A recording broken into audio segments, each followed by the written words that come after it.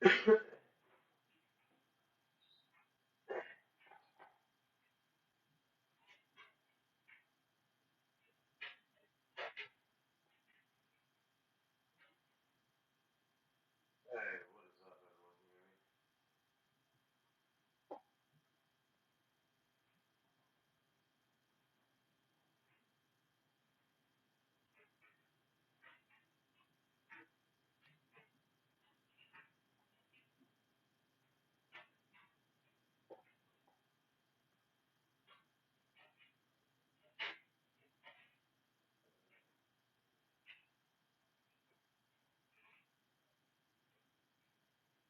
All right, guys, I'm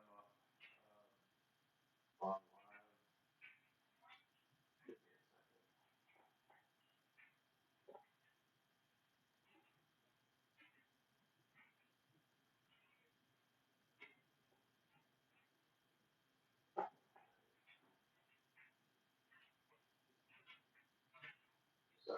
I've been sick today, so it's been a bit chaotic. No, that would have been nice.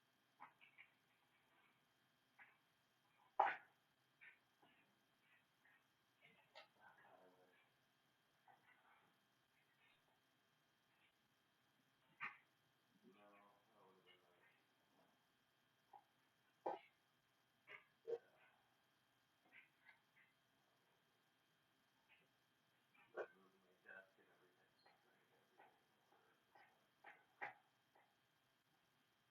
All right, let's see.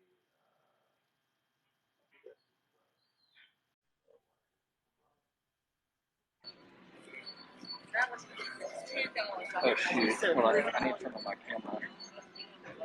What? I'll be right back. I don't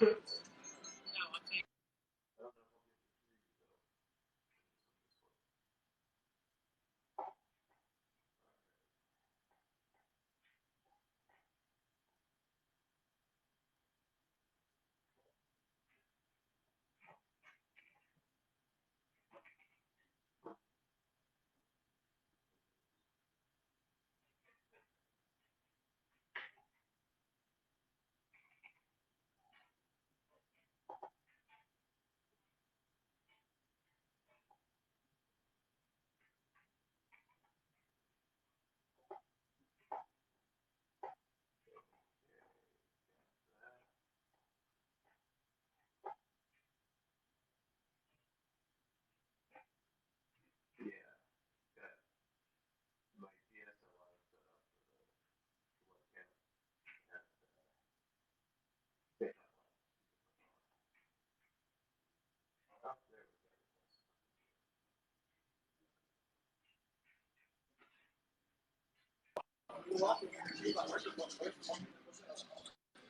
What's up? Hey. Crypto Pancake, why can't we see you? Hey. I'm in a casino. Like I've got my my buy the dip shirt on because we're dipping right Almost now. there So we go. I'm wearing a... I would love to watch. I would love to like walk around a casino with like a buy the dip shirt or Nacho Keys, Nacho Crypto, or Diamond Hands or something, and just kind of see how people react. I'm gonna wear it on the plane tomorrow. I'm hoping a few people will get the hint.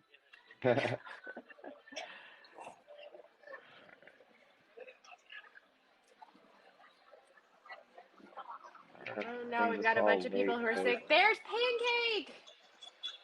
There's Pancake. What up? Yes.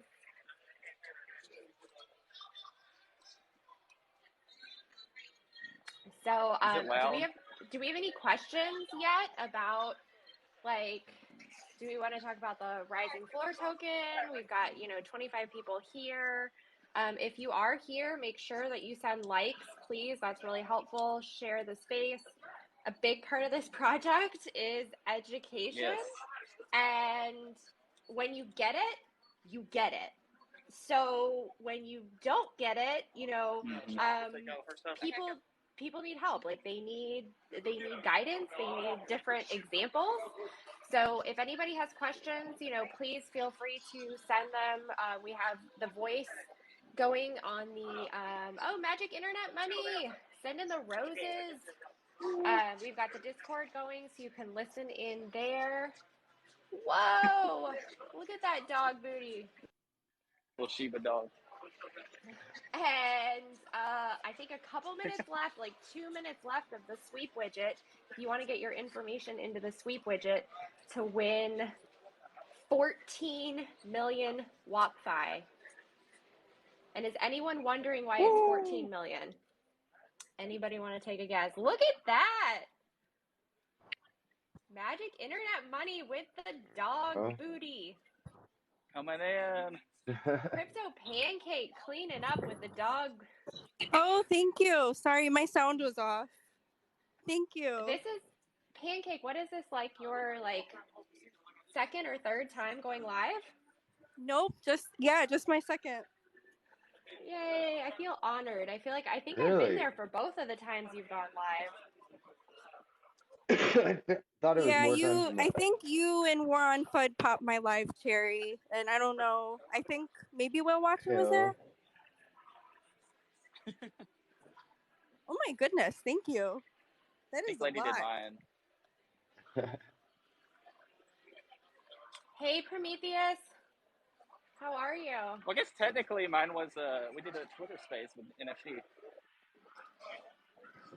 Yeah, the giveaway is on the Telegram. It is on Twitter. I just extended the time a little bit because we started a little late. But you can go on Twitter. Look at that, Magic Internet Money. I do technically have that marble game thing. Tired, cold, but good. I mean, I'll take the but good. That's hope. Prometheus, are you in the Midwest? Are you in Montana or something? Why do I think that? Dang, Magic Internet Money.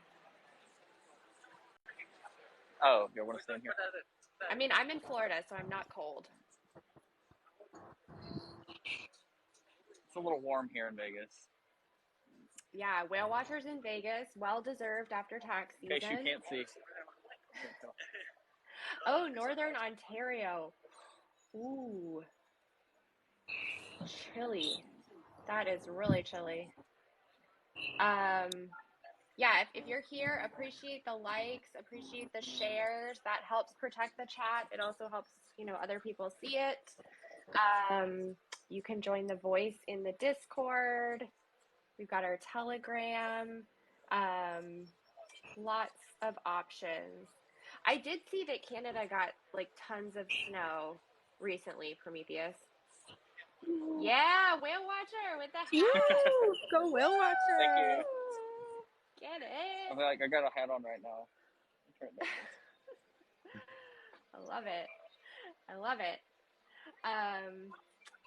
And I mean, let's talk about a good tax season use case for WAPFi. I mean, when we go to version 2, there's going to be a really cool mechanism where you can Magic Internet Money, thank you. Look at the hearts.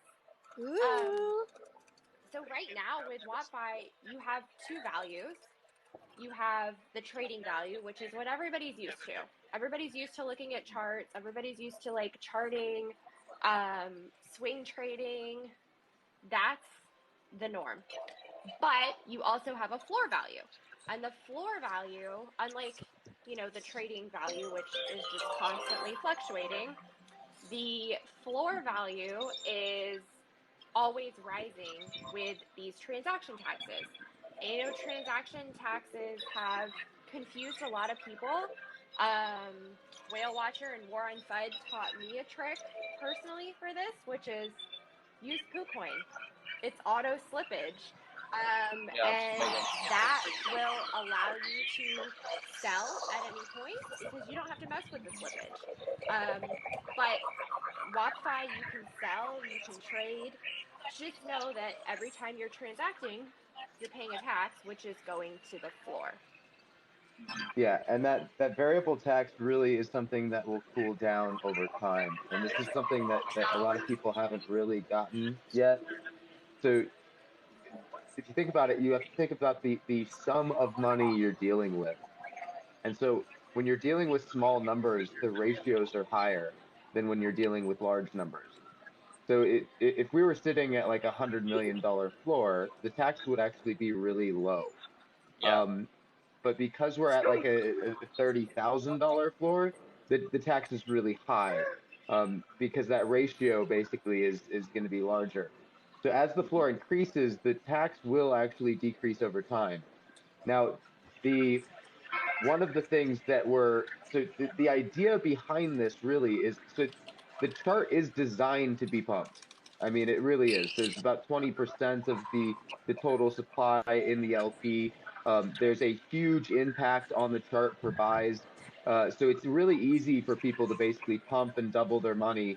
And the idea there is that, hey, if you're doubling or tripling or quadrupling your money and then getting out, we want to have basically a heavy tax on that, and that's what's helping the floor rise. Now that tax is something that is very difficult, I think, for people to get behind, which is why we're going to be looking to reduce the max sell tax for now, just to basically incentivize that trading behavior, because we'd rather have volume basically in a lower tax than no movement. So I'll be dropping that after the burn, the max sell tax. What is it going to, like 18% or something? Yeah, I think I'm going to drop it down to about 18%, which should put slippage probably around the line to about 20%, which isn't really out of line from other kind of rewards tokens or things like that that are out there. So we'll try to keep the max tax somewhere between like 15 to 18% for now, just to incentivize the trading activity. Now that floor still will rise, and will just rise slower. And this also should help us not have to deal with as many people basically not understanding slippage, especially now. Now that's also something that it's still going to have an impact, just because we're low market cap. So when you're dealing with low market cap, when people are selling, they're selling a large quantity of tokens, and the more token quantity you're actually selling, the higher the impact of slippage is going to be. Because what slippage is really doing is saying, look, because you're transacting with an LP or a contract and not with an individual person, it's not like we're finding someone out there that's saying, hey, I'm willing to pay X for all of these tokens. That's not what's happening. So each token that's basically being quote unquote sold or traded to the LP is actually increasing the price, because it's changing the LP ratio. And so because of that, the more token quantity you're dealing with, the more you have to basically factor in slippage. Yeah. So Yeah, and that that's should basically something help, though. I want to touch on that. Like, that's something I think a lot of people, don't understand is how these liquidity pools work and why we get away from traditional finance. Like, that is how you accomplish this, not having a clearinghouse, not having to work through an intermediary, is by having these liquidity pools. So without those, we would be, dealing with stock market stuff like traditional finance. Yeah. Well, and without that, you really wouldn't be able to trade any of these low cap tokens.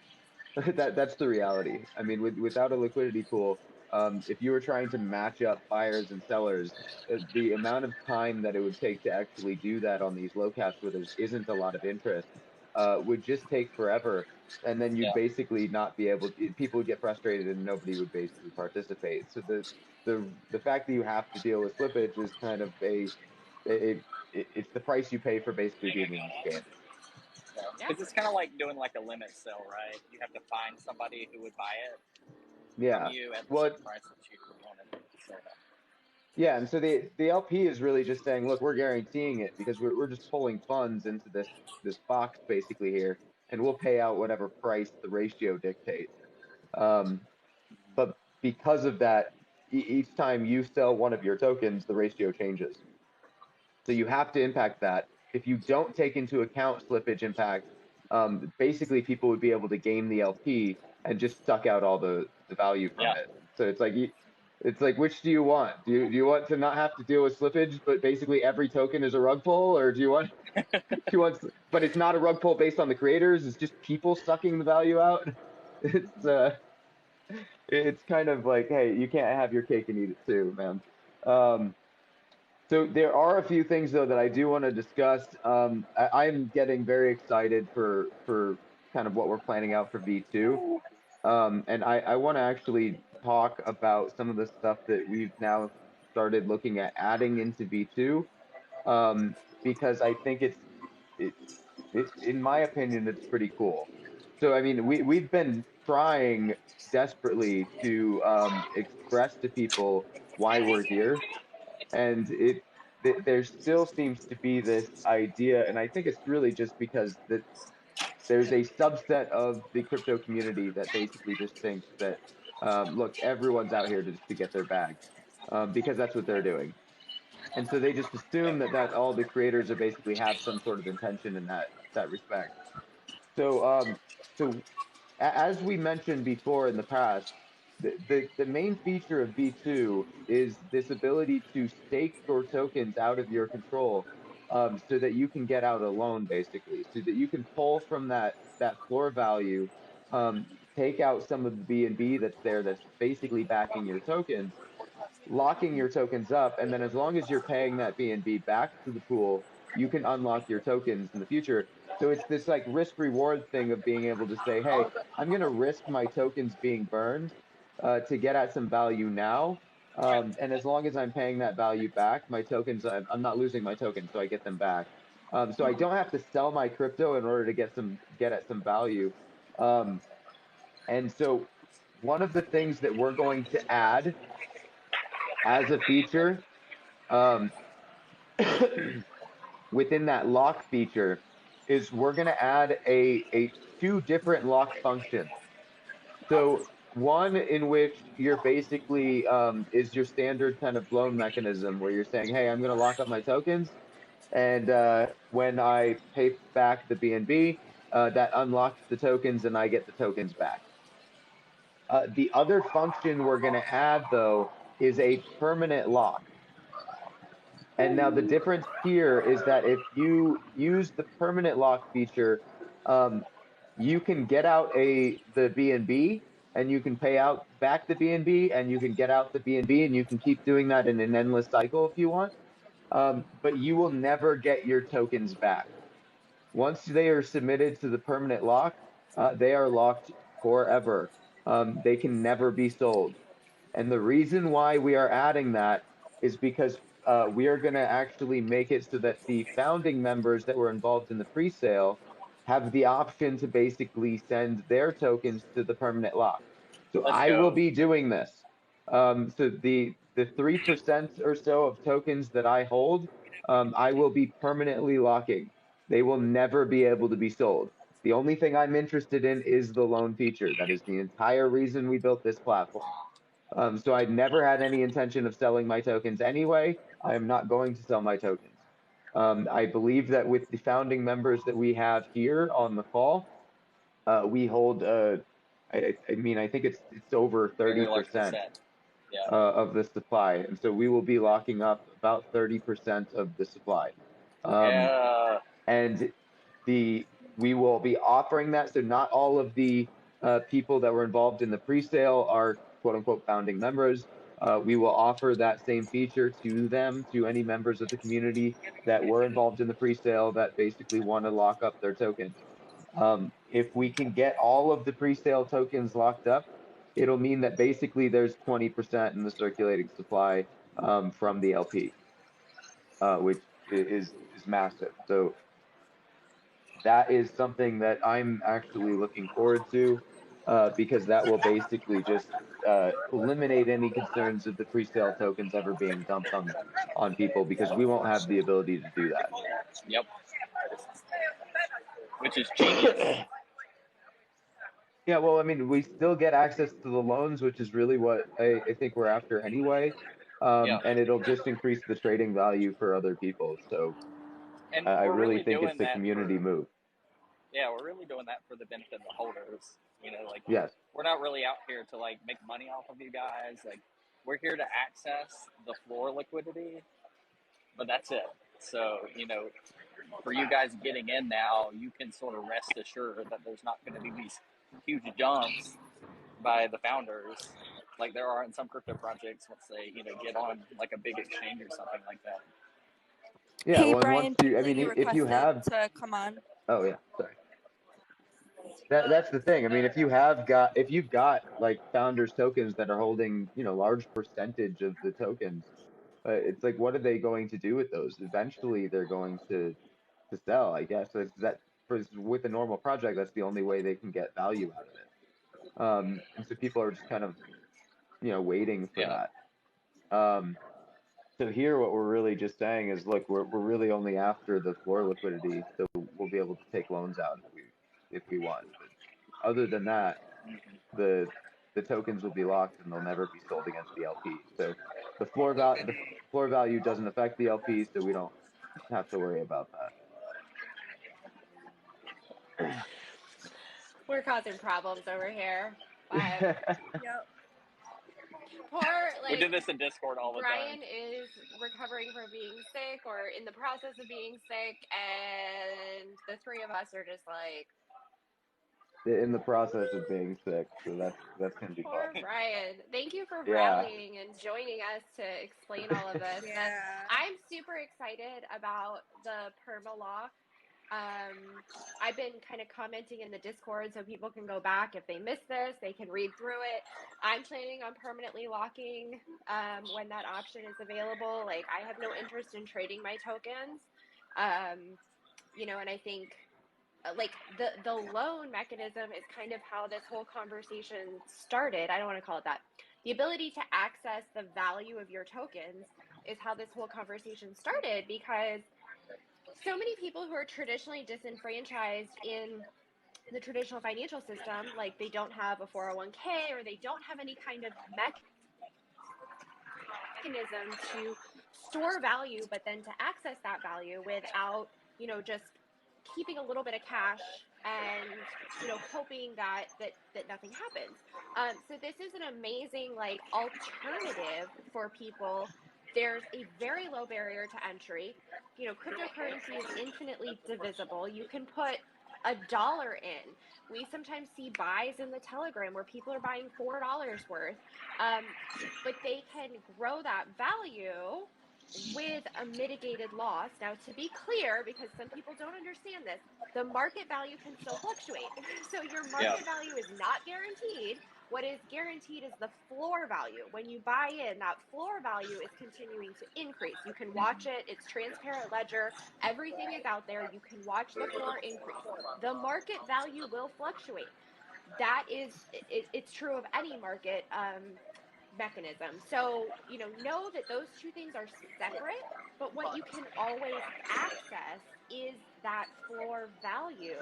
Once V2 launches, you know, if you do blow a tire, if you have, you know, car troubles, if you have a big tax bill because you did really, really well in crypto the year before and you don't want to sell any of your other crypto and have a realized gains, which would incur a larger tax bill, you can access that value, access that liquidity, and you know, tap into that without selling, without, you know, realizing those tokens, and then either, you know, pay that back or burn those tokens, allow them to melt to pay off that liquidity. And that's amazing.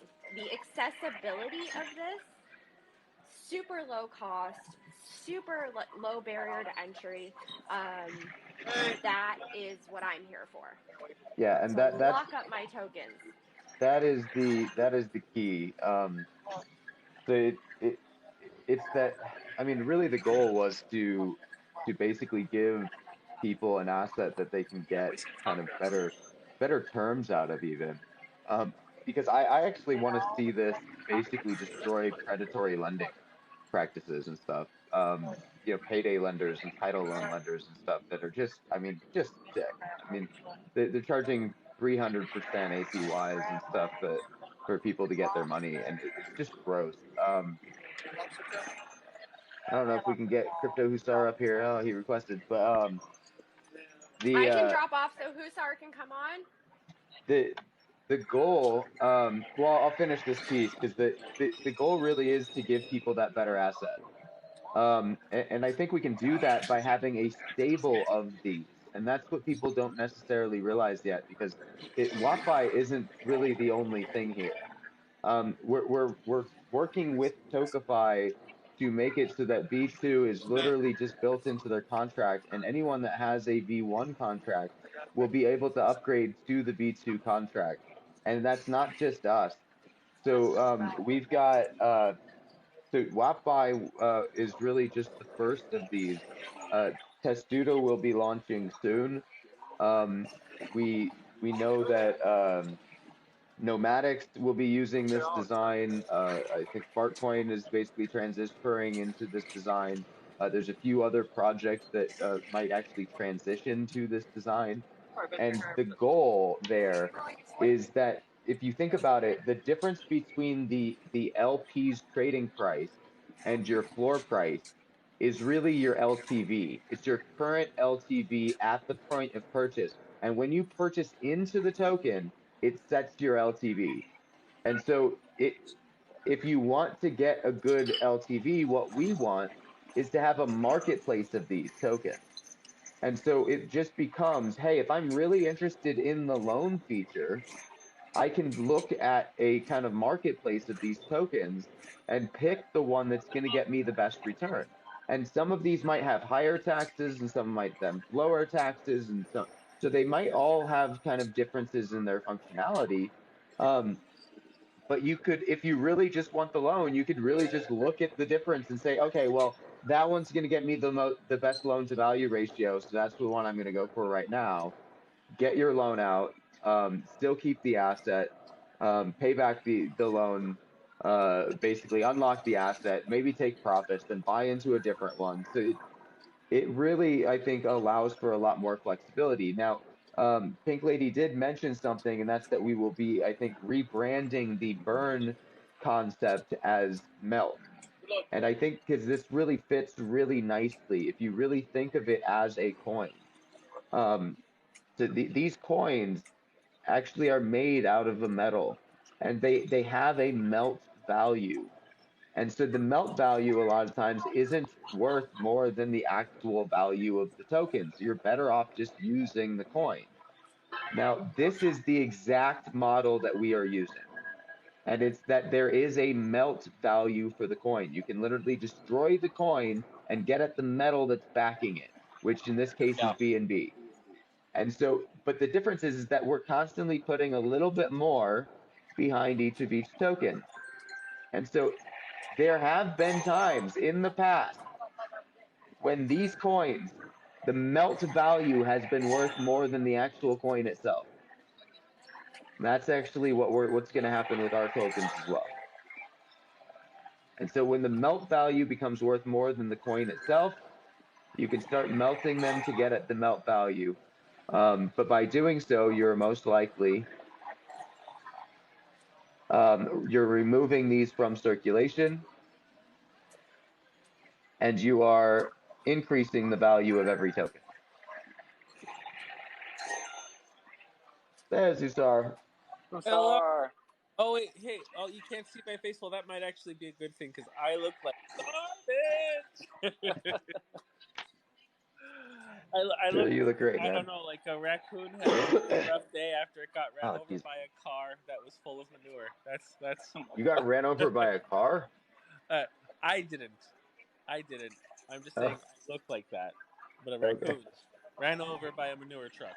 That's how I look. Oh, dude, so Brian, we have to have another dual live soon, just so we could talk about Testudo launching. Yeah, you know, I'd like that, man. Yeah, I need to start doing lives again. Just things have been, as you guys know, quite hectic. But it looks like my head's back on straight, and I would love, I would love just to hear you re-explain everything about Testudo and WAPFi and everything, and also just like I have been getting DM'd and like commented that like WAPFi is rug pulling, and I'm like, it was just born a month ago. It's not rug pulling. Like, Well, the funniest part to me is that like that's what anyone's go-to. Anyone that's bought a token that charts dip is like their go-to is, oh, it's a rug pull. But it's like, guys, you can look at so you have to understand how a chart works. People get in at an entry point, and as the yeah, chart goes up, they have yeah, different entry points. You can yes, see who's selling yes, and where their entry point was. yes, Yep. There's the pre-sale tokens. A rug pull is when everyone that got in at the beginning yes, basically sells out and takes everything. yes, Nobody that got in at the beginning is sold. yeah. I So haven't sold Yeah. anything. it's like it's all that's happened is people that bought in late, Yes, basically that saw this chart go straight up, which we didn't expect to happen. Okay, yes, so Yeah. people that bought in saw this chart go straight up and expected, oh shit, I can basically just double, triple, or quadruple my money real fast in the next day or two. yeah, Basically bought in, yes, and when the chart didn't keep going up, they went, yes. oh shit, and they panicked and they started Well, selling you because they know, want a return in yeah. like a week. This You is know what? not a It's week nonsense. game, It's man. nonsense. And you know, like, because the thing is, like, WAPFi launched like it was something that was like huge. It launched, Yeah. it skyrocketed, like no one would have thought. It's crazy. And I didn't expect that, yeah, honestly. no We one hit did. I we hit didn't. $1 million market cap in 2 days. Oh my god. Yeah. Like, what So the heck? exactly. So like, and to me, it's like, okay. So, and the thing is, that's usually for like bigger, more famous cryptos that are just about to launch, and everyone says don't buy on launch date because it'll skyrocket and then it'll drop And down. then it'll That's tank, not yeah. a rug pull. That's not a Right. rug pull. That is Well, normal No. market Just behavior. trading. here's the thing. I've been involved in a few of these projects, and almost all of them actually dip below the pre-sale price afterwards. Wow. Because you get pre-sellers that were in there that sell out. Now, because we haven't had that, and because of the floor, we're actually protected from ever dropping below our pre-sale price. We Wonderful. can't anymore, that's unheard of. Yeah. So it's like that's really cool to me. Yes. So like we're and so to give people an idea of what I expected after launch and what we got, the difference is like I didn't expect that run up. So the expectation really was, look, the idea behind it is that there's some backing the chart, right? Yeah. And so the closer the LP gets to that backing price, the more your entry point is guaranteed.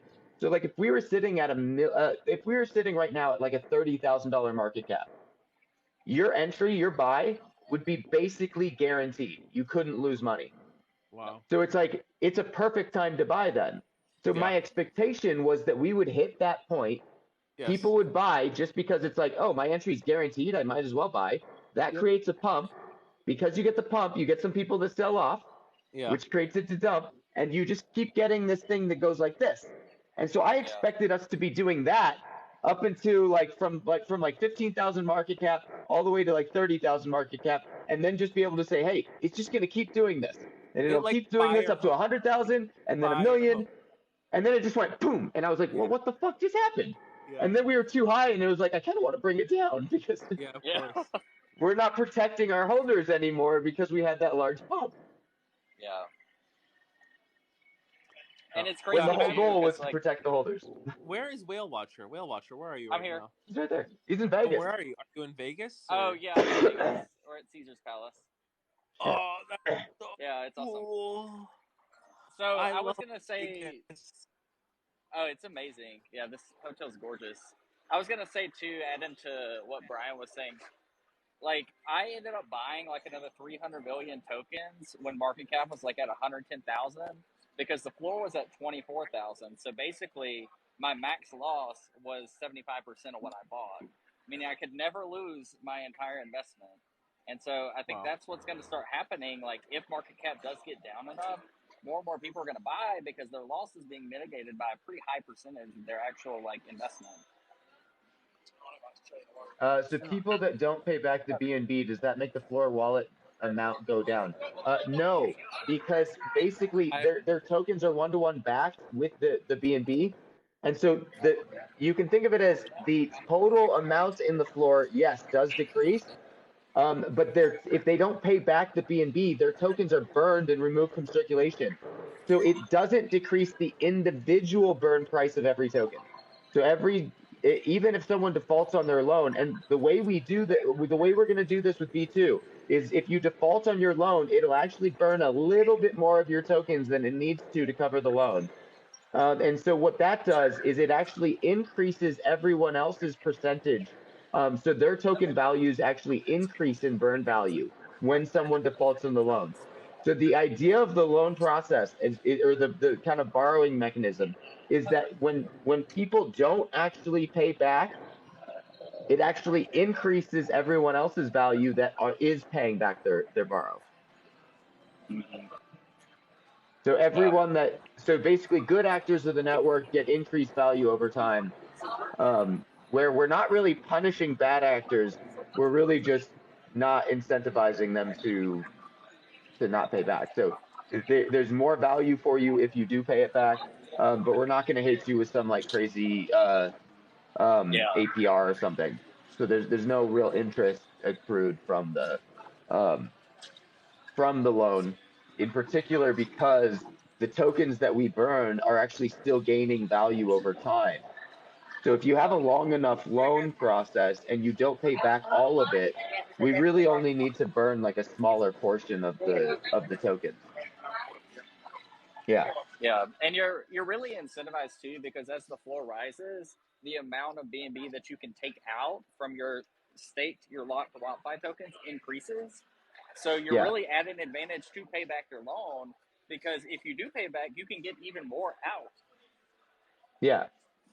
Yeah, and so the idea is that like if you had like $1,000 worth of floor value and you want to pull out $1,000 in a loan, but you've set like a period of time that's long enough, by the time you're trying to pay back your loan, those tokens might actually be worth $2,000 in floor value. And so we don't have to burn all of those tokens if you default in your loan. We'd only need to burn half of them.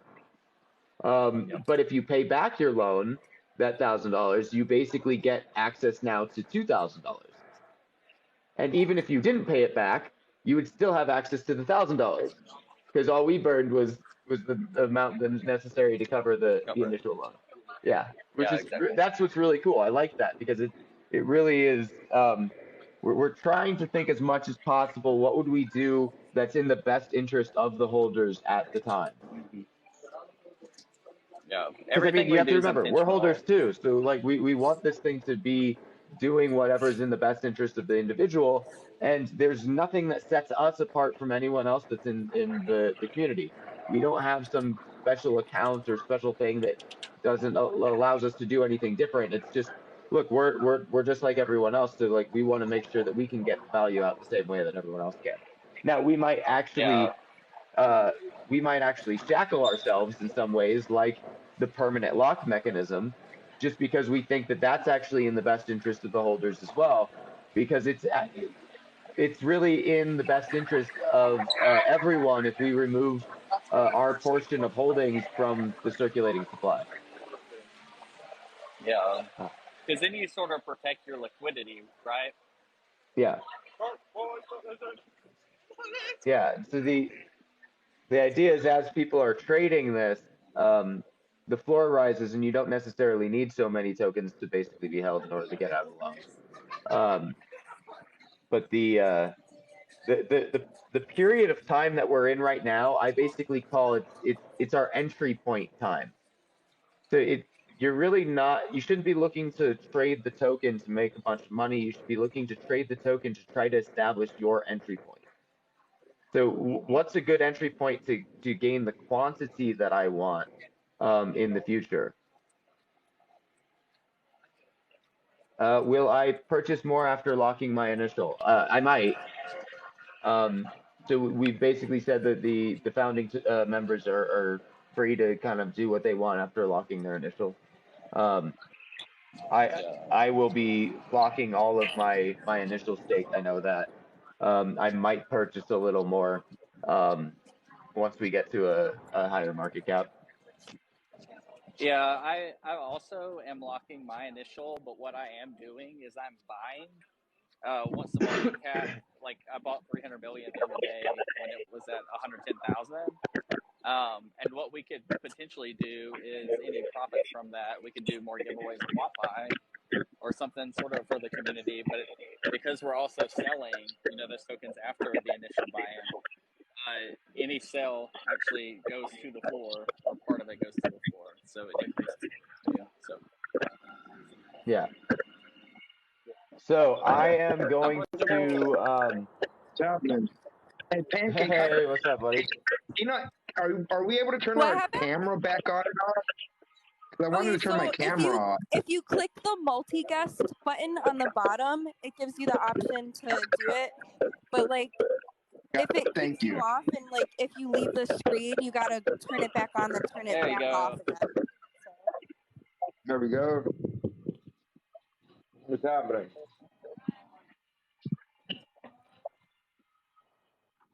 There we go. Look at this view. Gotta put on my hat to celebrate the day. All right. So if anyone's in the Discord, I am sharing my screen there. So like when I do things like the burn, when I adjust the tax value and stuff, I will do that actually right from here. So you can actually follow along if you want. It's gonna be easier to do that from Discord. But I'm going to adjust the Join our sell Discord tax if you haven't maximum. already.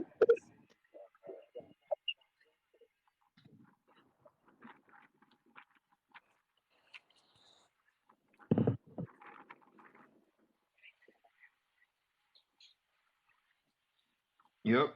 So well, watcher, Caesar's Palace, man. I have not a lot of fond memories, just some fond memories going back to school. Because when I was in grad school here in San Diego, KPMG had an audit competition, case study or whatever, and it was in Vegas. Like when we actually presented, it was in Vegas, Oh, that's awesome.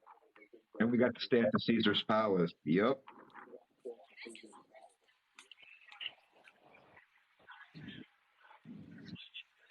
Yeah, it's a gorgeous hotel. It's probably one of my favorite ones. And it's The one of lobby those is things. really nice, but I don't. Caesar's Palace is well decorated. But it's one of those things where, like, the future generations, man, I don't want to talk shit about everybody, but, like, they get softer, dude.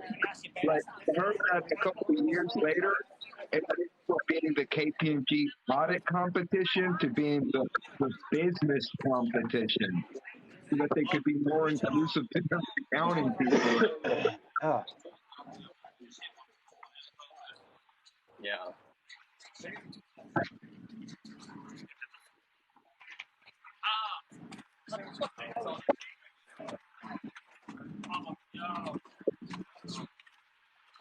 Yeah, we're actually headed out tomorrow. You're going back to back home? Yep, back to Atlanta tomorrow. Nice. Our flight's not till like 5:30. Nice. You got any other trips planned here this summer? Yeah, we got the mansion party for Marshmallow Dudes, which I'm super pumped about. Oh yeah, man! Like, my wife said I could go to that, but I've taken already so much vacation time, and like I'm taking another like close to a week off here in May for my cousin's graduation. Yeah.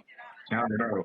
Ideally, I don't know when the mansion party is, but ideally I could try and do all of them because like just drive to Orlando from Biloxi, it's like 7 hours.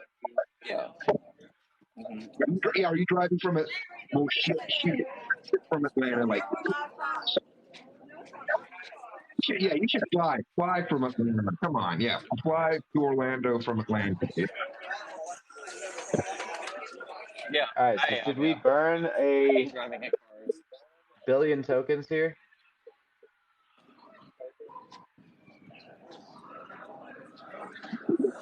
Yeah, you got your screen up. Should we burn the tokens? I like where your Yeah. head's at, Andrew. So if y'all are on the Discord, check out the Discord. Warren Bud is sharing his screen. You can see him on the actual Ethereum Foundation website. Okay, let's maybe I can twist this around so you guys can. Oh, there you go. Perfect. Yep. It's backwards, but we get the point. All right.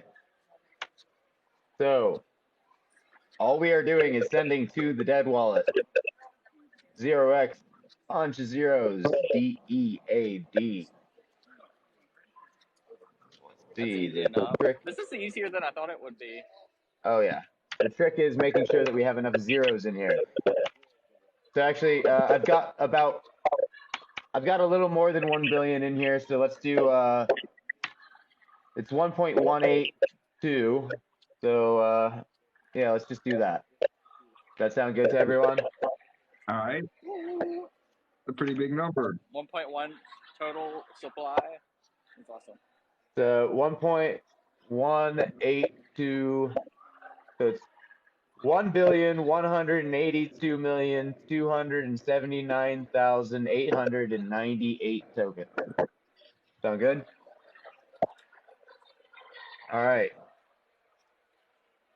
Let's send it. Here we go. Watch that BNB.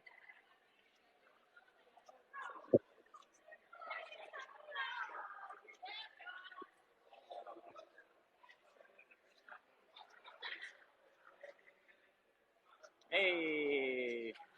Boom. There we go. Yep. Did you see the BNB value increase? Yeah. Yeah, that's awesome. Now. Like almost 0.7 BNB, basically. Yep. So now what we are going to before. do is I am going to send this back to the contract. Woo. So everybody who's a current holder is basically getting a 1.2% increase in their burn value. Yeah. So this that BNB actually did not come out of the contract. It came out of the rewards wallet, which basically isn't used. Buffer. It's a buffer zone. But I'm going to send it back to the contract. So the amount of tokens in circulation going down, but at the same time, the actual amount of BNB in the contract going up. Is it 0.777? Yeah.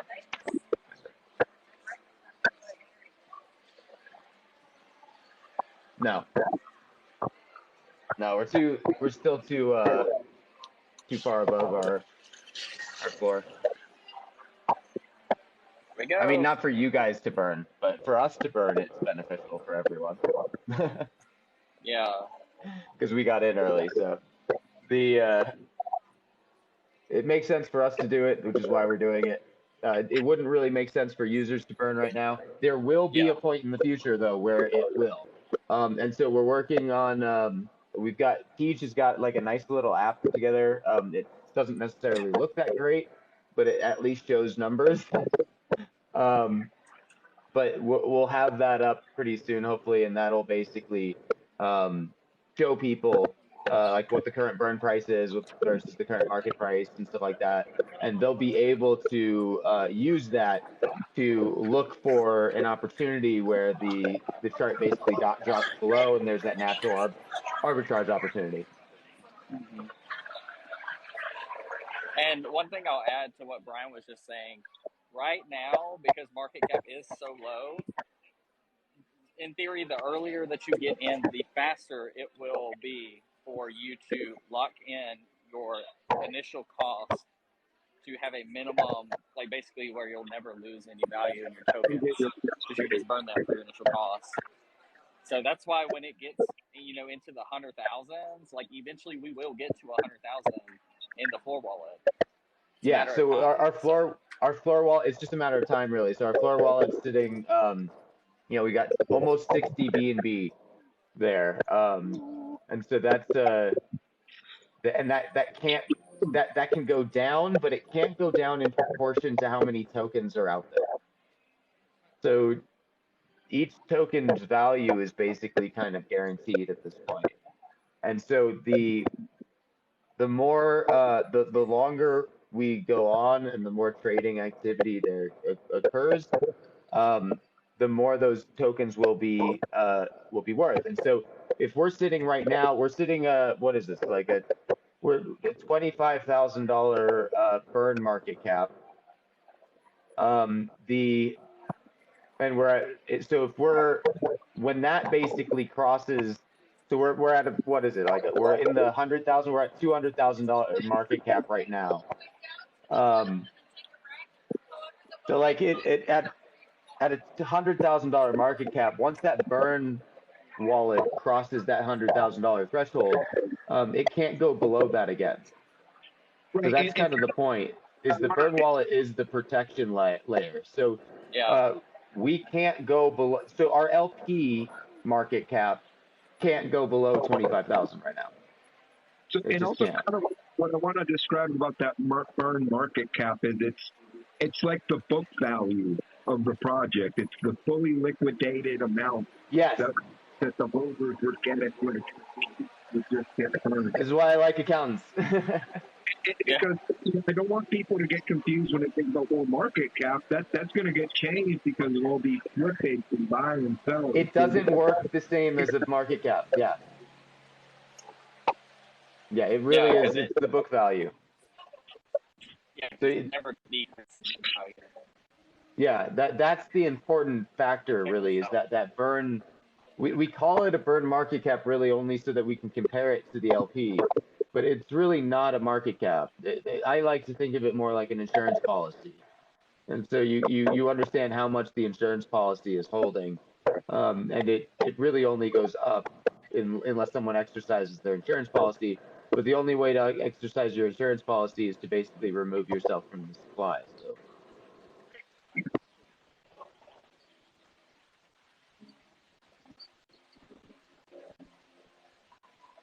So we just burned 1 billion tokens.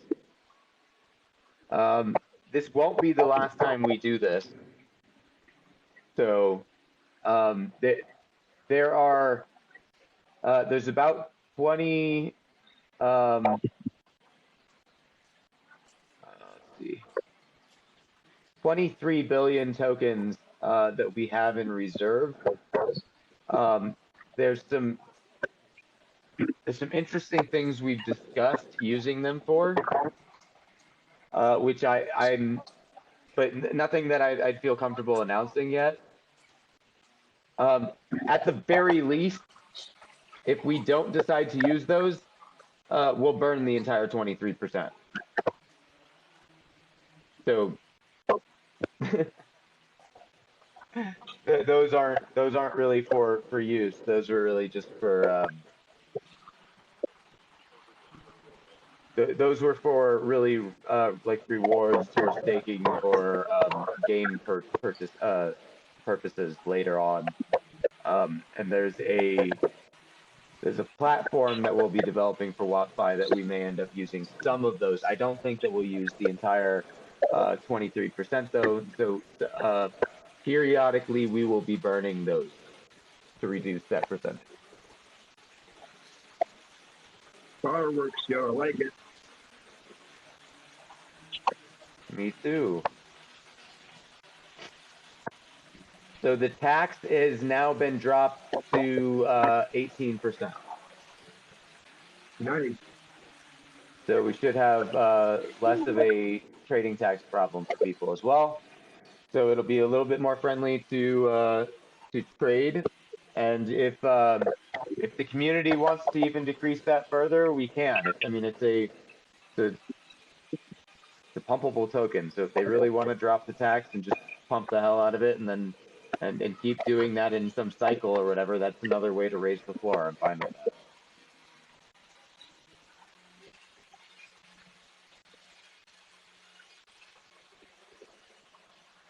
So did we lose Whale Watcher? I think so. I think we did. What's up?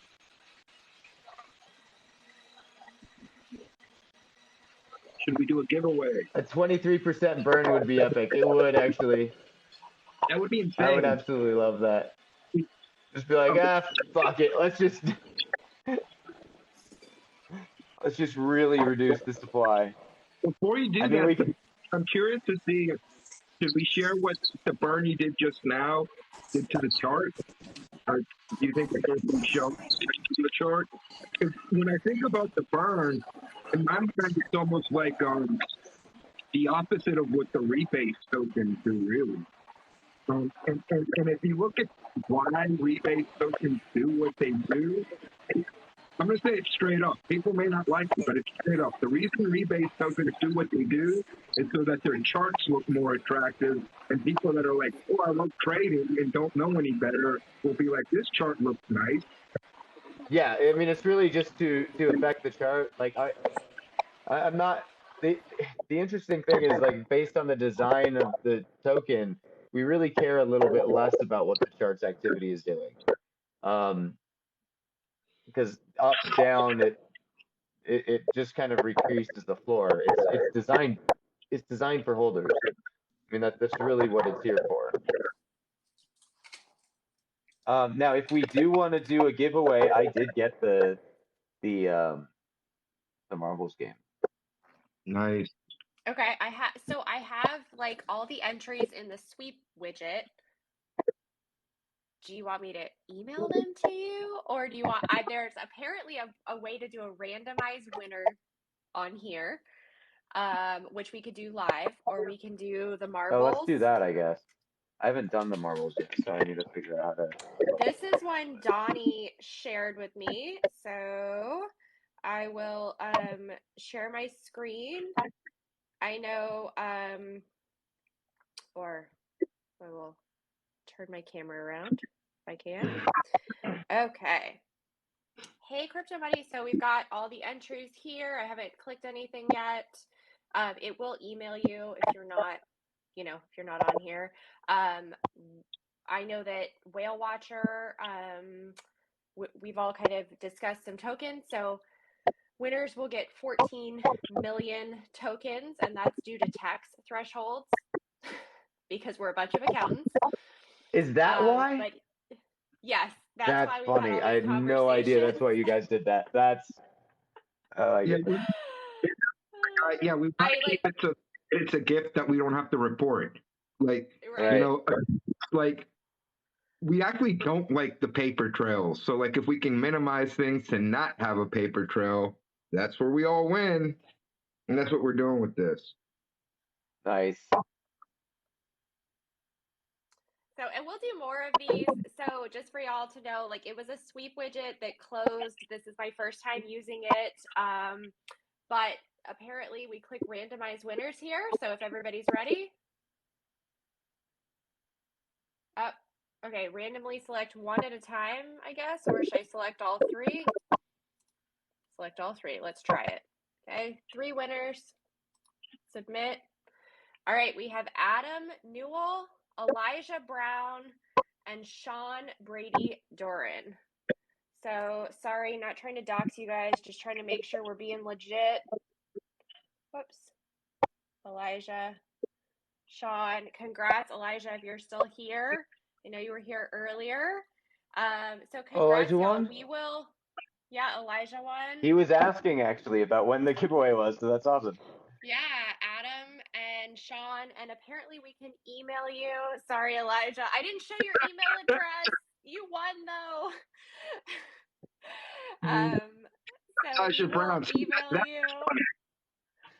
And there we go. I'm back. We will email you. We'll get your BSC wallet and transfer everything. And as we always say on here, the beauty of the blockchain, the transparent ledger, it's all auditable. It's all out there. So, I think that's one of the great things about this. That's one of the things Warren Fudd has been making a ton of videos lately on. Hey, if you think you can't sell, go look at all the sales that have occurred. If you think, there's people just throw around a lot of words. I think that they don't fully understand. But you know, we accountants, while we try to avoid a paper trail when we can, the beauty of a transparent ledger, it does the paper trail for you. It's one of those where, like, you know, we personally don't want to have a paper trail, but like if everybody else has the paper trail, we're like, yeah, we're gonna find you. Yeah. Okay.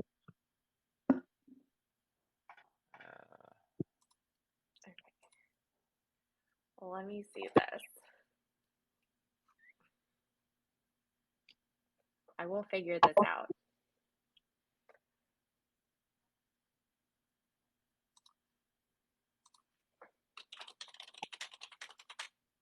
I do want to look at the chart on my end.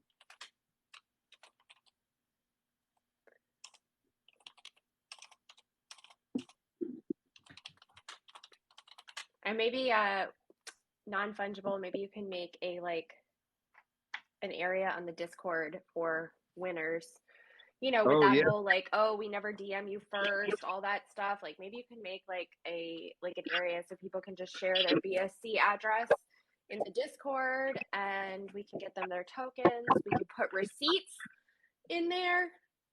Okay, yeah, I'm gonna do that right now. It's gonna be called giveaways, because you're right. We don't have any sort of giveaway channel.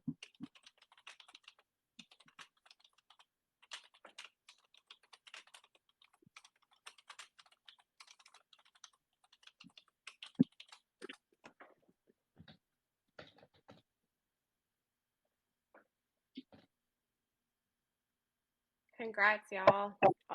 Nice. I'm trying to figure out the marbles thing. I just don't know how to enter in new people. Giveaways. Let's see. Oh, well, I'm gonna have to figure this out later. Gonna be a balloon. Because I do want to actually start doing marbles giveaways because those are so much fun. Yeah, you got to figure that out because those are fun. Those are super And fun. It's weird because I have War on FUD on this side from one angle and War on FUD on the other side from a different angle because I'm in the Discord, and it's kind of freaking me out. Like everywhere I look out of the corner of my eye, War on FUD. I'm there. Does anyone in the Discord have questions about V2 or?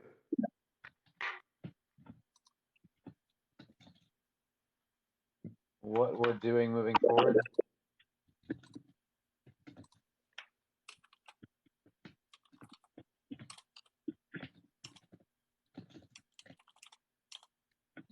I don't want to talk about the platform yet, do I? No. Which? The thing that'll bring WAPFi full circle. The 401k I for think we strippers. have to like get people. We have to keep going with the education. Like people still aren't getting, the education piece. And yeah, that's true. There's enough just about the basic contract design that people don't get. We can focus there for now. It is funny though. I have to say, and this is like not to dog anyone, but when you talk to accountants about this, it's instant. Like, yeah, they just get it. It's just like, yeah, it makes a lot of sense. Yeah. Because you guys work with moving money around and booking it and like actually figuring out how that works. And so when you see that working, you're like, oh, that makes a lot of sense. Where I think part of the problem is that I think accountants don't view necessarily tax in the same way that other people do.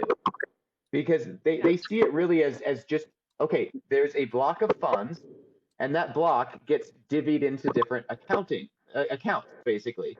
And so they see it as, okay, well, how are the accounts being used? Oh, that's really interesting.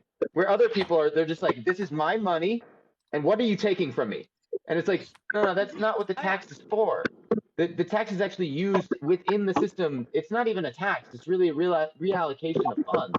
So it's more like just booking to different things, which accountants get. Where most people, I think, their only experience with tax is like government. And it's like, oh, negative, bad. Oh, shit, don't do this. They where hear it's like, the T word. No, taxes inside the sales system within a trading tax within a cryptocurrency is actually a beneficial system for the project as a whole if it's implemented properly. Because that's what that's all you're doing. You're saying it's like a piggy bank, or taking part of your paycheck and putting it right to savings, or having different accounts, like having an account for your utilities or account for something. Is like, if you're holding, you still not only have access to that reallocation, you have that will grow. And this is the key. Reallocation will grow. That's the key, because it's like, if you're holding, if you're still in the project, that reallocation benefits you because it benefits everyone in the project. But if your only goal is to get in and get out, it doesn't benefit you, and I get why you don't like it. But I'm sorry, man, that's not the goal here. So if your goal is just to get in, get out, like, please just don't get in. Like, I'd rather you just not get in. That's or just that's get for sure. in and pay your 30%. Yeah. Reallocation. That's why we had the 30% tax, honestly. Yeah. It was because if you were just going to get in and get out, I'm going to take a cut. That, like, and I'm not saying all traders are like this, but people who are swing trading, who are looking to just get theirs, get their bag, and they've kind of ingested this, like, toxic capitalism. I have to do everything on my own. They cannot imagine a system that benefits everyone. Yeah, they can't. Way, they don't know what it looks like holistically. Yeah, and they've been so socialized and, you know, repeatedly ingested this, like, that there is no benefit to a system. You know, stand on, be an island, all of this. That's a really good way of putting it. Yeah. Yeah, it's just that, like, you know, and you see a lot of that in the crypto space. This, like, oh, I'm just going to make all this money and go live on a mountain. And I'm always like, Grafton, New Hampshire. People tried that. It did not work well. I like the idea of how the bears took over. I really like the idea of toxic capitalism. That's the way to think of it. Toxic capitalism. WTF Takes is here. Welcome. Hey, buddy. If you got an actual question, I'm happy to answer it. It's too bad he can't go live, or she. I shouldn't presume. I would like, because this person. Because it's funny, because you say Ponzi system, and it's literally the exact opposite, because it has an insurance policy built in to protect people, which a Ponzi scheme doesn't do. In fact, if you want to think of a Ponzi system, the only Ponzi systems that are out there are all of these fucking 3,000% APY, billion% APY fucking scam coins that everyone's pumping the shit out of right now. Those are literal Ponzi schemes, because the value can't actually come from anywhere. It's impossible to get that return. You can look at the code. There's nowhere that they're getting that value from. All they've done is set tokens aside and said, hey, if we promise a high enough APY, people will keep buying. And if people keep buying, we can keep giving out money. That's the definition of a Ponzi scheme. That's literally like it's the thing. Hey, Johnny Bull, good to see you again. Yeah, the fiat dollar is a Ponzi scheme. You know, I think WTF is committed to misunderstanding you, no matter what. Like, committed to. Oh, he's just a troll. He has he's not even listening anymore. Which is the funny thing. If we get pulled off this live, it's him reporting us for bullying or something. But I do think that report me for bullying. That's the funniest thing. I'm literally sitting here asking you to have a conversation with me, man. Like, I'm looking in the camera right now. Have a conversation with me. Like, honestly, I'm here for you. I want to help you. That's literally what I'm trying to do. If you don't understand that, or you don't believe it, that's cool. But I'm here for you, man. I love you. I care about you. I want you to understand this stuff. I have no ill will towards you. The devs are not pocketing money. That's exactly what we were talking about. He missed our conversation about locking the tokens, the permanent lock. Oh, yeah. So by the way, WTF, if you are still here, we're adding a feature to V2. It's a permanent lock. The founders that bought in, that have a large percentage, will be permanently locking our tokens. We will never be able to sell them. So my 3% that I hold will be locked. I'll be able to borrow against that based on the floor value, which has no impact on liquidity and has no impact on our chart. That's the only access that I'll have to value from my own project. I'll never be able to sell. And I'm doing this because I care about the people that are getting involved. And I want to do what's best for them, for our community. This has nothing to do with me, man.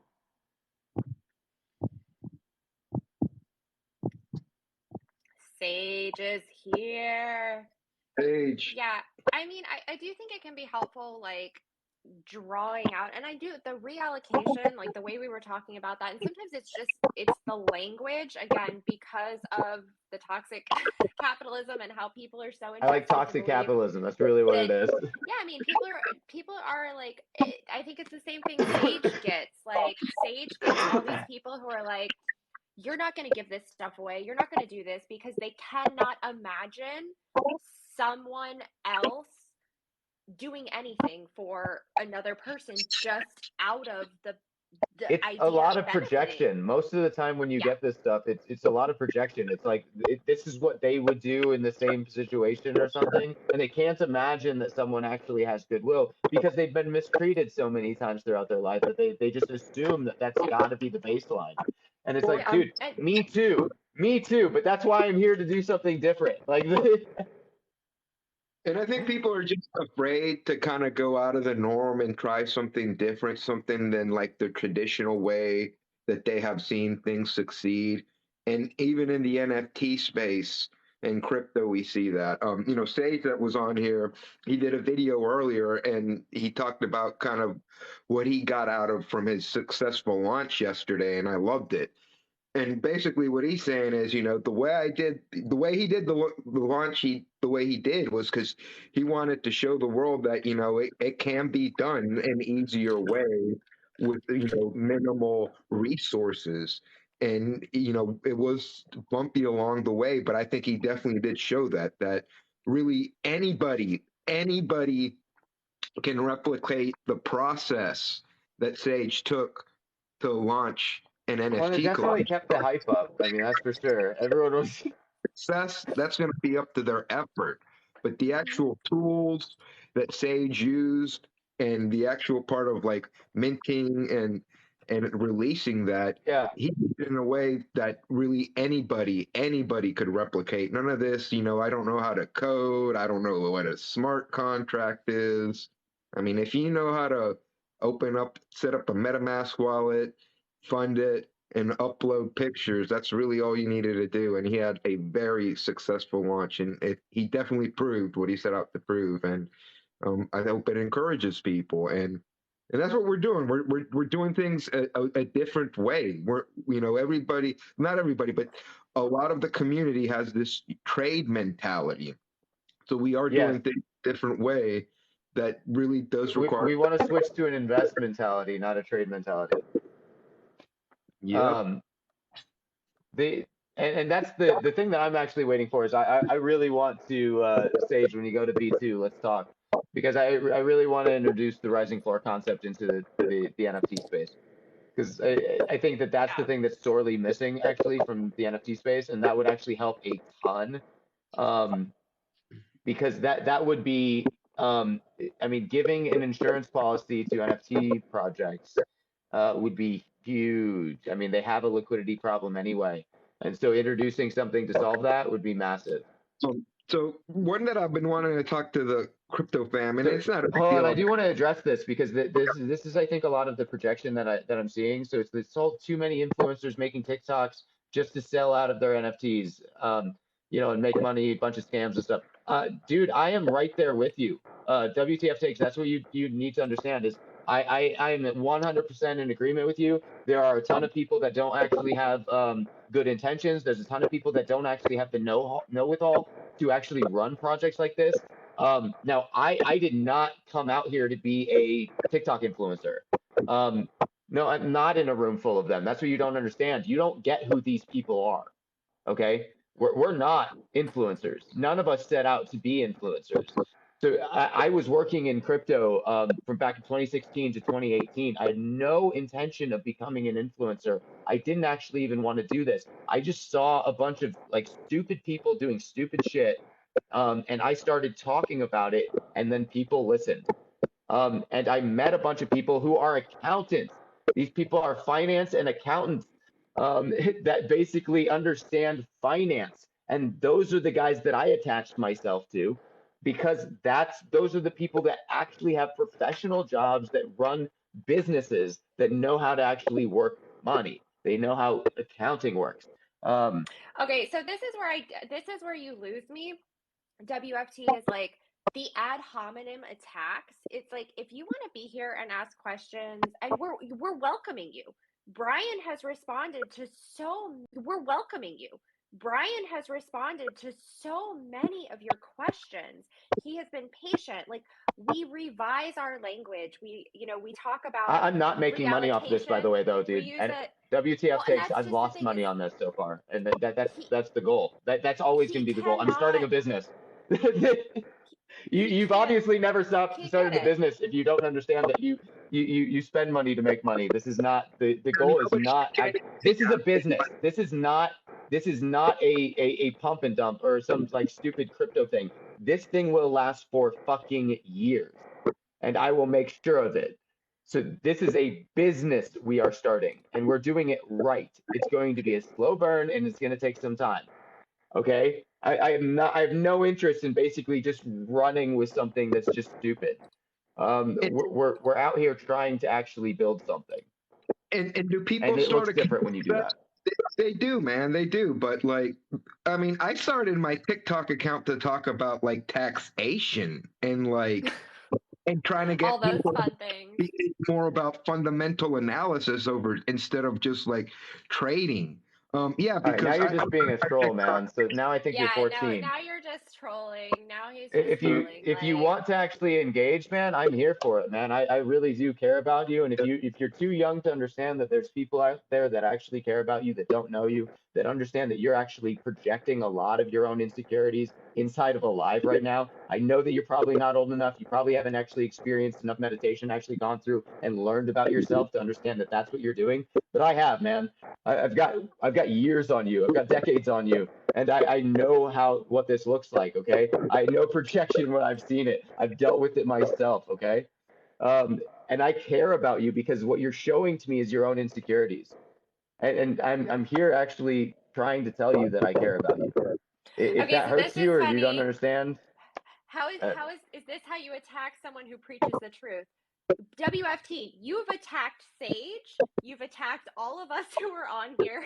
You've done ad hominem attacks. Like, no one has attacked you.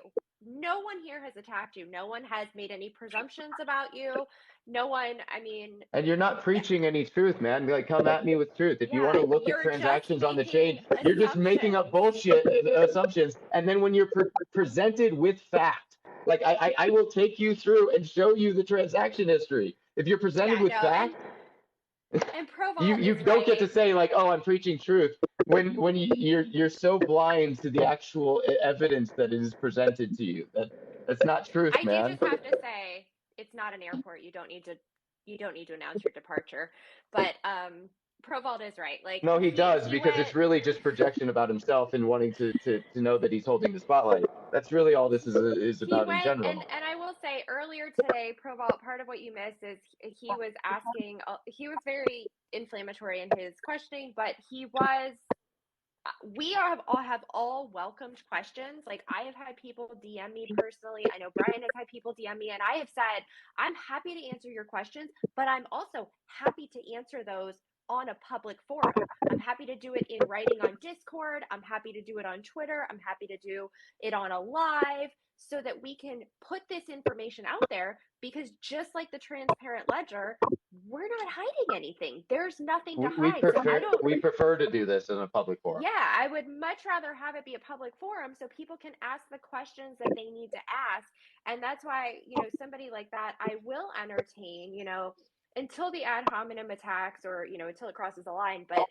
But there are valid questions out there. People don't understand slippage. They don't understand how liquidity pools work, and that's okay. They don't understand this reallocation. They don't understand how the system levels and takes care of itself. And that is a concept that is difficult to get your mind around for a lot of reasons, not just for the accounting reasons, but for the social reasons, for the way that we're socialized in the system that we function within. So you really have to you really have to go through some exercises to wrap your head around this. Yeah, and there's an FAQ on the website. We were doing an FAQ earlier. You know, we had some questions, but I think yeah, and we've done a bunch. We've done FAQs in the Telegram. We've done FAQs, and I think like part of it is just getting people at the right time to like get on there and listen and ask the questions. But you know, I know if there are any questions, War on FUD's always happy to answer. You know, technical I like questions. talking I'm about always this happy. stuff. That's the thing. But I do have to drop off because I'm on the East Coast, so I'll be listening in. And I will figure out how to like get an email out to these 3 people and all of that. But I will be listening in and appreciate everybody who was supportive, whether you're in the project or not. Appreciate the love and support of the community. And congrats. Thank you for the burn. It is a very, very complicated economic industry, and people don't understand markets as it is. People don't understand liquidity pools as they stand normally. But yeah, it does make sense for some people, when you start to write it out. So bye, y'all. I'll be in the chat and I'll be in the Discord for a little bit. Happy 420. Have a good night. Well, that was fun. I might actually call it early too because I'm running on fumes here. I'm glad we got to do this though, and I hate that I woke up this morning just feeling like a freight truck hit me. I mean that's how did Crypto Hussar said it? Ran over by a manure truck. Oh, man, that's funny. Yeah, at some point I started getting like a lot of Back to the Future videos on my YouTube feed. So yeah, that manure truck scene came up a lot. Yeah, that's how I feel right now. So dude, with the NFTs, man, like I think right now we're in a period where like, man, people are a little bit too obsessed with utility, and utility has like become a friggin' buzzword, man. And it's, you know, people can talk about it, and where I kind of just saw what a 80% of the utility really is I was at this in real life meetup the other day, and it's like kind of like this local professional organization, and they got like a newsletter or a magazine and different like tiers of membership, and they have to add some sort of utility, you know, quote utility to get you to join. And it's like, it's the same stuff you hear like in some of these NFTs. So it's been going on since before NFTs. They're like, well, we'll give you a premium access to this and that. We're going to have a conference and you'll have access to talk to these and that people, VIP access. It's all really community based utility, which at the end of the day doesn't really have any value outside of that community. Right. That's been weird to me, like the whole utility stuff of like, oh, like you can access our Discord or something, and I'm like, well, what? That doesn't seem like that much of a benefit to me. But that's why I'm really interested in looking at or they're all like revenue things where it's like, look, that's a security. I mean, honestly. Let me tell you one now, since you brought that one up, and this is an interesting one. Like, I feel like I'm spitting y'all some alpha here, if y'all are, for the people that stayed on. So there's this one NFT project that I bought called a Billionaire Coyote Cartel, and I'm not saying like to buy it. I'm telling you what they are doing is a good indication of what's happening with the market. So they're like one of these fractionalized art projects. They have like a board, they have a board ape, a couple of mutant apes, land in some metaverse, blah blah blah, all in a vault. So I'm cleaning up my Discords, and I looked at an announcement that they made like a week and a half ago, and they said, "We're selling our entire vault. Why? Because their lawyers basically told them, like, yeah, this whole like fractionalized art thing, yeah, like the SEC, they're coming after some of these projects, so Yeah, they're well, basically getting out of. some of these, it's like they just want to act like a broker, but then they don't want to call themselves a broker. And then they're like, so you're basically taking other people's money and you're investing it yourself, but you don't want to Yeah, call yourself exactly. what you are. I mean, like that's all you really did was you created an NFT project so that you could use other people's money in your own investment. Really, that seems real shady to me. But that's why it's like that. The things that I'm more interested in is like, so look, if you're going to raise funds using an NFT project, don't split the revenue with people. Allow them to use the platform for free. Have the NFT be the key that allows them to do that. So that's what we'll be doing eventually. Or like the stuff that we want to do with Testudo, where it's like the NFT actually becomes the key. So its utility is the key to functions in the contract. So certain functions in the contract can only be called if you're holding one of the NFTs. And so that's actually what gives it quote unquote utility. It's an actual utility token. It's the whole point of holding the token is so that you can access the utility of a function in a smart contract that you wouldn't have had access to otherwise. So like that's what Testudo stuff will all be. Testudo stuff will all be done that way. Because so it's like our utility. That's really real utility. But I guess also what I'm saying yeah, is our artwork, the design for our NFTs is supposed to be that if the artwork went away, you still want the NFT because the NFT does something for you. That's the whole point of a utility NFT, is that it does something for you. Now, would I like to get some cool artists on and do some cool artwork? Yes, that'd be awesome. not kind of at what I'm getting at, because when we talked about this before, you talked about doing like super generic art, right? Yeah, and making well, my original goal was no art. It was just like the tokens the thing. But I guess what I'm saying too is like with the rising floor, there's also room for the exact opposite. Something that says, no, there is zero utility to this, but it's just there art, is an value because there's a rising floor. You can burn this NFT and get a redemption of whatever on-chain token. And one use I case love that idea because essentially what you're doing is you're saying, look, there's a backing for the NFT that you can only get at by destroying it. So you're eliminating this thing from the collection in order to get at that. But there is that kind of backup insurance policy if for some reason you can't sell it. But then having that be done through like some period of time so that it's like you can't immediately burn the thing. You can put it up to be burned, but then some other member of the community can come in and save it and say like, oh shit, that thing's going to be burned. I like that. I don't want that to be gone forever. Let me come in and buy it. I didn't think about that one. I did not think about that one at all. And then, because everything's on the blockchain, the kind of the use cases I saw. Homer, if you want to contribute art, let's do it.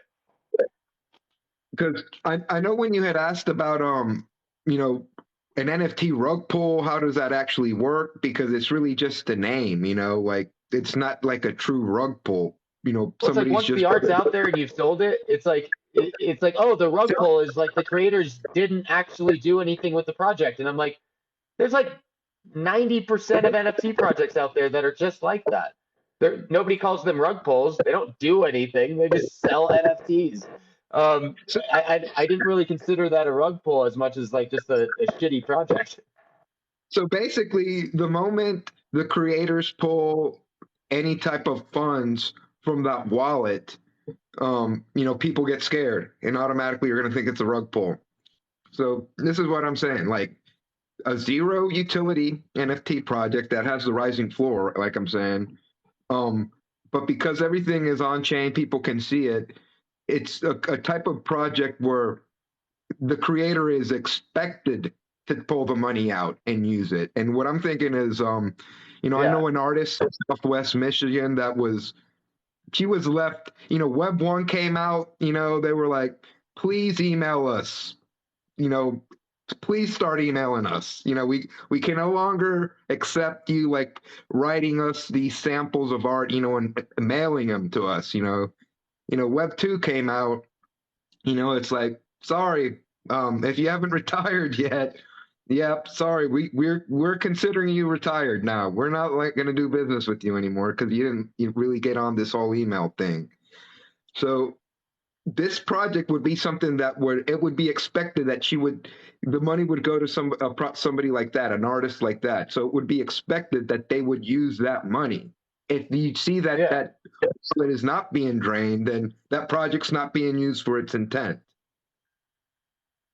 So I want to kind of like think of a project that flips the idea of both why is utility even needed, and also what is actually done with the funds in that wallet. Because somebody much in here earlier mentioned, the creators are supposed to be paid for some of these things, so it should not be the immediate expectation that with an NFT you're just funding something that's going to create something else in the future. And I think I think that's I mean, I really actually, it's funny because the thing that actually changed my mind on the artwork for NFTs, I think was dealing with legitimate artists. Like artists that were like, look, I'm an artist, I would be making art even if I wasn't making NFTs. This is just a new avenue for me to sell my art. That I get. I totally understand that. And I think that they should have a place to sell their art. They should be able to sell their art. The expectation of the community should be that there's nothing more to it than that. It's just the art, and that should be fine.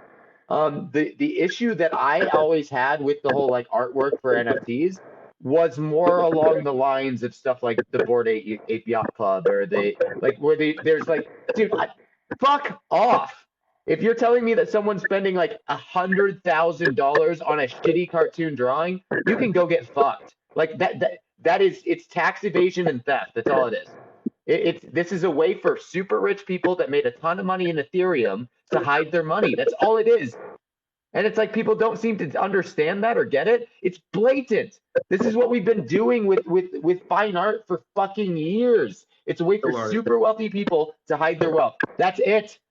And so these guys that were so smart just basically realized that, oh shit, I can basically make a JPEG, sell it to my friends for a fuck ton of money because they are all making shit tons of money because all of these guys are running nodes. They got in early on Ethereum. All those gas fees that everyone's fucking complaining about are going to them.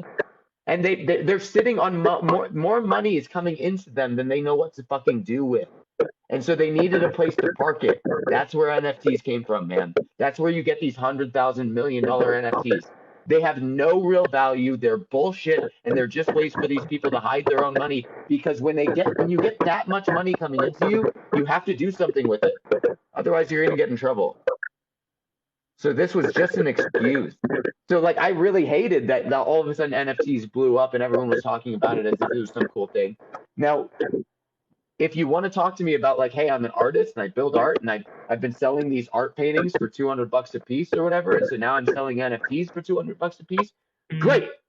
That I think is cool. I think you should be able to make your living. I think that's great. You have a new avenue to sell your stuff. That is awesome. Awesome. But when you start talking about these people that are basically just going out there and trying to like push up some projects that they can sell these things for hundreds of thousands of dollars when there's really no work put into it that equals that effort, nah, like that, I'm gonna talk out against that shit. Yeah. So yeah, it's kind of like the market hasn't been clearly defined really. So all these things are lumped in together. And people can't really like segment them out. So when it comes to like art projects, they'll be looking for utility, or for one that has really good utility, they'll be looking for a good art, So yeah, and it's like I'm fine with money being hidden in art, but it's like, I mean, call it what it is. I think it's crazy and it's really shitty that they basically hype these things up as being so crazy valuable. When it's like, look, guys, the only reason they're crazy valuable is because people with a lot of money are parking their money there. That's it. It's man. not. You're not. They're not crazy valuable because they're crazy valuable. They're crazy valuable because people with a lot of money are parking their money there. That's it. And then I was joking on the Discord earlier, but like, I can so see how it's done now. Because there is an artist like a Canvas oil artist that we follow, and I was, looking online and actually thinking, well, how much would it cost to, buy everything that's online from this artist? And thinking, what would that do to like the market if because there's still like people buying his art. So if you buy everything that's online and then people just have to go to these auction houses, what would that do to that market? You're almost like you're sweeping the floor of physical art. And Yeah. really, like all this stuff that we see done with NFTs, like it's not new. It's been done before, with physical goods, with art. So, it just, we want to demonize crypto, and more because now it's more visible to the common man that these things can be done and they have been done. Yeah, and I mean that's why I really think that there's a few models in the NFT space that I want to play with, um, because I think that there's something there that can be done to make that environment a little safer for people, and I do think having that kind of there Evan Men calls NFTs their own medium. They can be. I think they're being used for some shitty stuff, but they can be something really interesting. I just think that we need to find ways to build in protection for buyers. And once we have that, once we have some protections put in place for buyers, I think that'll make the NFT space a lot safer. And Because the Evan, problem right now is that you need a buyer in order to actually sell an NFT. So you can just get fucked because you bought something that you thought was going to go up in value or something, and then nobody wants to buy it, and you're just sitting on it. yep. So there's really a liquidity problem and a market maker's problem. And if you can solve that by binding the NFTs to either real world goods or services, or having them have some sort of insurance backing that allows the holder to get out some value or something. I think that'll go a long ways to kind And of I think helping the NFT environment. said it like the best way I've heard it before in simplest terms. It's like there's a market maker problem. That's really Yes, what it is. There's a that's what it market is. maker. Yes. And it's the same reason why like we looked at Sweetbridge, we looked at fractionalized ownership of houses back in 2016. We didn't do that because there's a market maker problem. There's a liquidity problem that if you don't, I love the idea of fractionalized ownership of houses. I think it's awesome. I think doing stuff like that is the future. But if you don't solve the liquidity problem first, you could inadvertently come out with some product like that, thinking, "Oh, this is the coolest thing ever," and then literally cause the next market crash. So you need to be really careful about some of that stuff, and that's the biggest issue that I have in really just the crypto space in general, is that there's so many people not thinking about that sort of stuff. There's just people not thinking about how to actually layer in protection, and because it's just a bunch of people trying to get their bag, and it's sick, and it needs to slow down. And I don't want it to slow down because of another crash. I want it to slow down because the right people came in and had the right ideas and thought like, hey, how do we actually build this to be safe?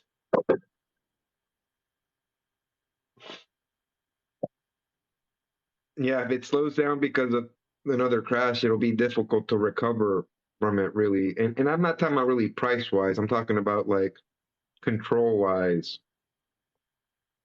Yeah, well, the perception will be off.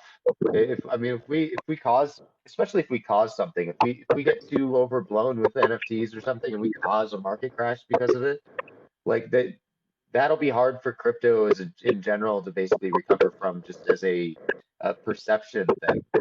And so it's like, guys, if you really care about this space, like you should care that's something we should be trying to avoid. And it's all avoidable. That's the thing. It's like all of this stuff is so, it's not difficult to find solutions to these problems. It's not difficult to basically build in protections for your holders. It just means less money for people to make immediately. And when you do that, when there's less money for people to make immediately, they want to go to whatever is the quickest return or the best return. and we need to start showing people that is a damaging cycle. It actually leads to more harm than good in the long run.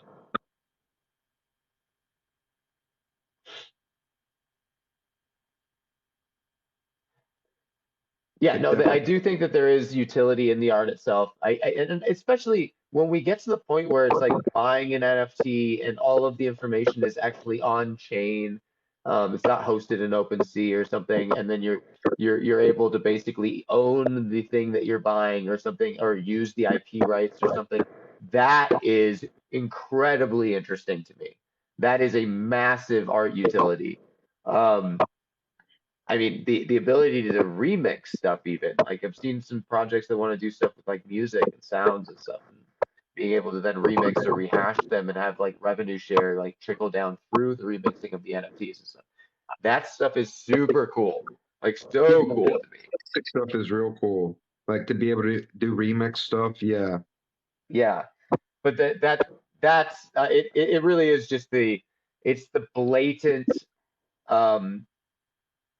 I mean, really, it's funny because it's like the NFT projects that I'm not gonna like the most are the ones that are the most hyped or most expensive.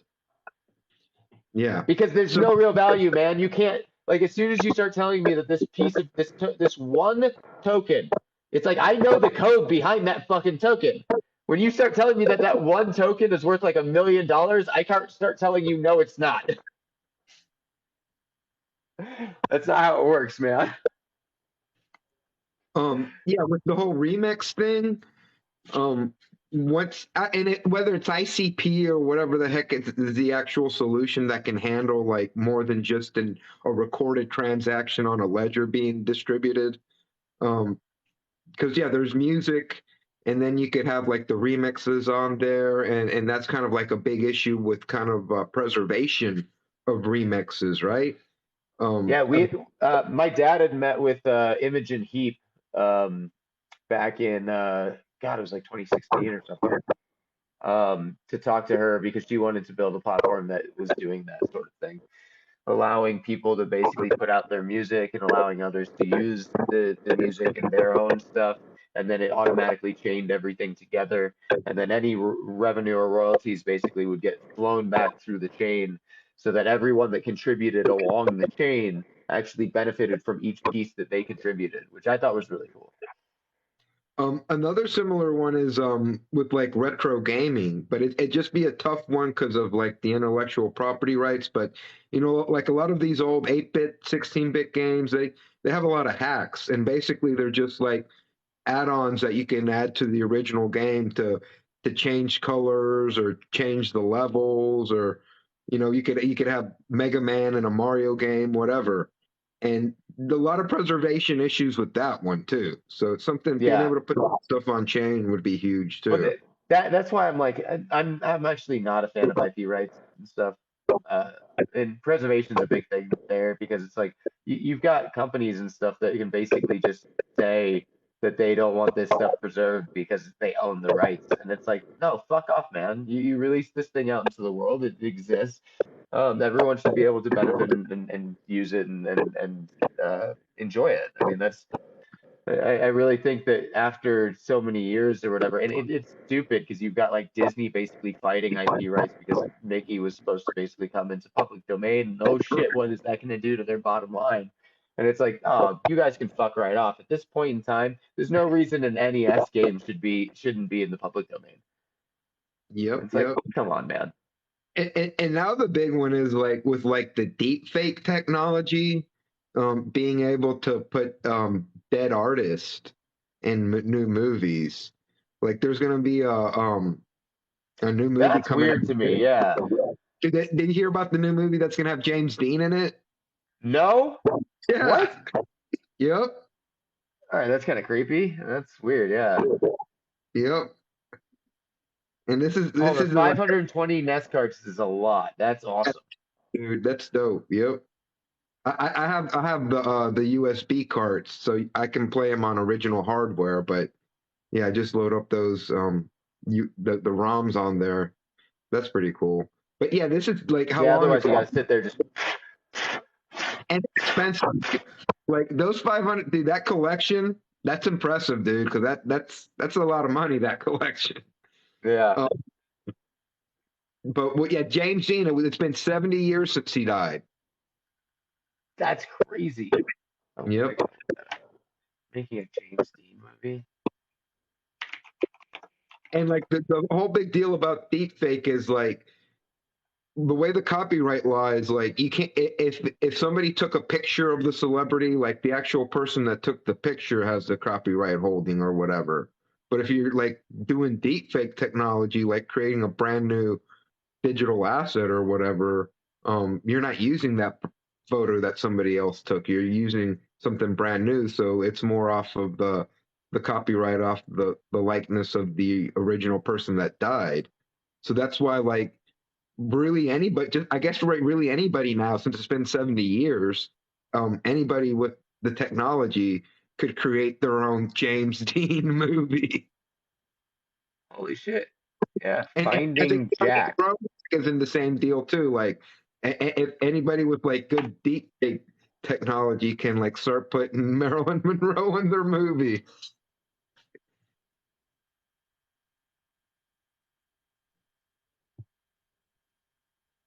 That's weird. I don't know if I like that, but yeah, that's weird. Although I would love to see another Paul Walker movie. I cried when he died, or Heath Ledger. So this is an interesting one. I didn't know this one. Ness Music is Creative Commons because the licensing was for the game. Oh, that's real cool.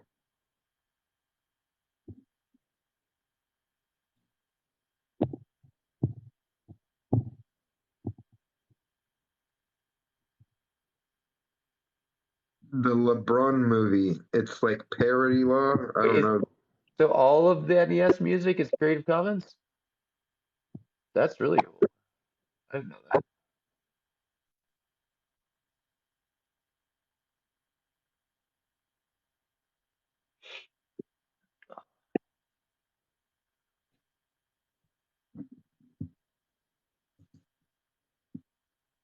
Oh, someone asked a question. I totally didn't.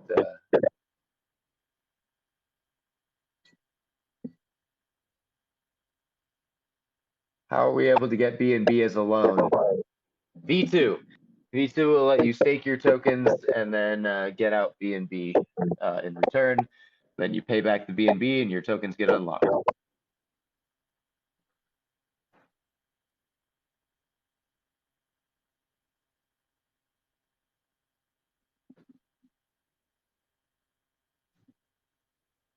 All right.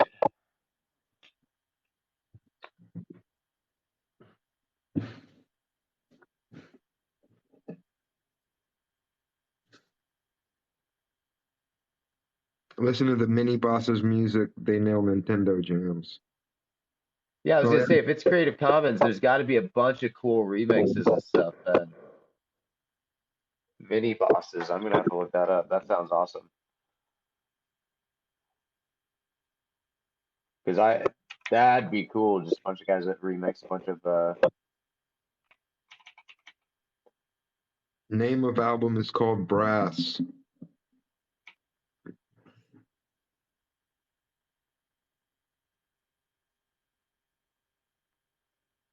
Mini bosses. Mega Man 2 single.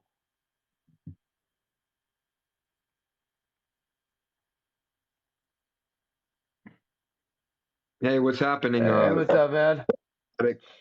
Platform. Name of album is called Brass.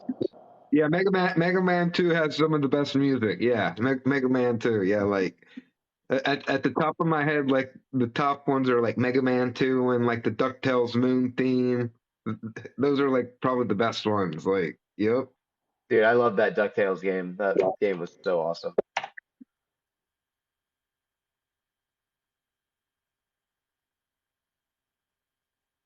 Oh shit, look at this. Double Dragon, Ninja Gaiden, Castlevania.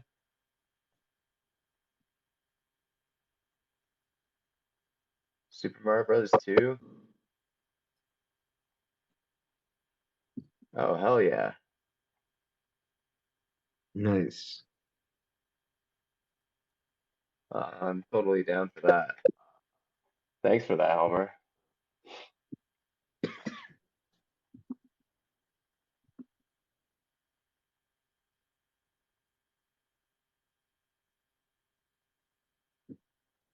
All right. Yeah, I think we should schedule another burn soon. That was fun. Yeah, we should. We should schedule another one. I like doing that. And we increased our floor by like 1 B&B. Orange cream, man. That sounds pretty good, man. Actually, if we burned another billion, it would put us over the 60 B&B mark. Oh, nice. Damn. I don't want to do that now. Gonna lie. God, I am gonna get off and try to rest here though. And have some orange cream, some blue dream. Yeah. Try to 520, yeah. 20. I'm gonna try to get some I think I'm gonna take some medicine and just like fucking knock myself out. See, I took a long nap in the middle of the day, so Actually, I just woke up from my nap to get on this, because Pancake called me. She was like, "We still doing this thing at 6?" And I was like, "I thought it was at 7." Oh shit! Then I scrambled to get it ready. Yeah, I was out. I felt like I got hit by a freight truck. I laid down for a second, thinking like, "Oh, I'll just put on like a Moon Knight or something," and laid out and relaxed for a second. And the next thing I knew, I was just like gone. My daughter came in to wake me, and I was just like, I was out of it. So I have a feeling that when I go to bed tonight, I'm just gonna be like comatose. nice. But that'll be good because I need it. I don't know what it was, man. I woke up this morning and it was just like my throat was all like messed up, and then like I don't know, I had a smoothie this morning and that like actually helped my throat. My throat started getting better, and then it just went all like head congestion stuff, like basically a head cold, and I was just like, oh fuck, this is the thing that I don't like because it just makes me all like kind of not mentally there when I feel like I need to work. But I don't know. I did get some work done earlier, so I have a few more things I have to do for work, and then I need to finish the V2 design documents for Adrian and Biz. Oh, So once I get dope. those out, I'm gonna get those out by Friday, so they can start working on that. So cool, guys. Thanks for joining us. This Yep. was fun. I will see you guys next time. Thanks, All right, Ron. thanks, guys. Bye.